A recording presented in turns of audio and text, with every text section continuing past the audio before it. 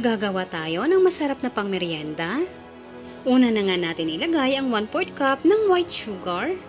Hintayin na lang natin na matunaw itong asukal at mag-caramelize. Once ganito na ang consistency, pwede na po natin ito hanguin at iset aside. At dito, maghanda lang tayo ng 3 piraso ng itlog. Large size po ang ginamit ko dito. Sunod na nga natin ilagay ang 1 3/4 cup ng gata at isang lata ng condensed milk, kaya hindi na natin kailangan maglagay ng asukal. Matamis na po ang ating condensed milk, pero kung nakulangan kayo sa tamis, pwede nyo dagdagan ng asukal. Ihalo na rin natin ang 2 cups ng glutinous rice flour.